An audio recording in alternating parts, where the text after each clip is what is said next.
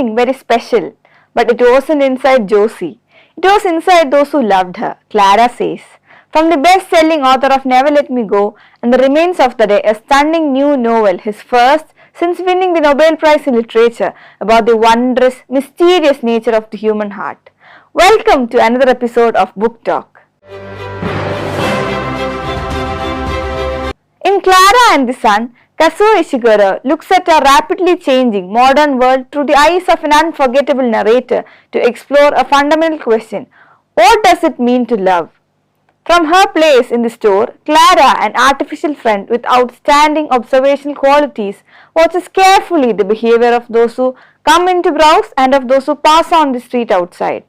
She remains hopeful that a customer will soon choose her, but when the possibility emerges that her circumstances may change forever, Clara is warned not to invest too much in the promises of humans. I read through an overwhelming narrative of sci-fi themes, waiting surely for a Nobel Prize worthy goodness, the kind that made me fall for Never Let Me Go and The Remains of the Day. Clara and the Sun takes on the same old sci-fi themes authors have been exploring for decades, and does nothing new with them in my opinion. However, it is filled with authors' magic of intertwining artificial intelligence and human emotions. A girl called Josie and her mother purchase an artificial friend called Clara, who then observes their interactions plus the interactions between Josie and her friend Rick. Much time is spent looking at the sun, sketching and navel gazing. I cannot figure out if we are actually supposed to be surprised by the information Ishiguro reveals halfway or not, because it is obvious from the moment Clara is purchased. The story is deliberately vague, which here feels mysterious. I love Clara, the insightful and noble artificial friend, and I wish she were real so that I could hug her and tell her how much she means to me. The book is my all-time all things rolled into one: sci-fi, mythology, suspense and mystery, and coming of age, yes, of a robot. It's a beautiful and powerful exploration of important questions about humanity. What makes a person? What makes a life worth living and remembering? How do our beliefs and observations change the world and vice versa? In many ways, I think Clara and the Sun is a companion piece of sorts to Never Let Me Go, probably my favorite Ishiguro novel until this one, examining one world solutions to achieve the same type of improvement to society and human life that artificial intelligence did.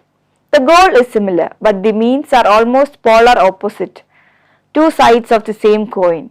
It's hard to express without specific references, but I don't want to even risk spoiling anything. I cannot wait for everyone to read this book because everyone needs to discuss it, debate it. This seems to be quite a polarizing book, with everyone either loving it or hating it.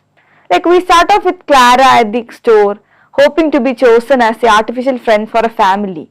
Since she is a robot and the story is told from her perspective, her narrative comes across as a bit robotic and detached. But it fits the tone of the story, and I really enjoyed reading her growing awareness and insight.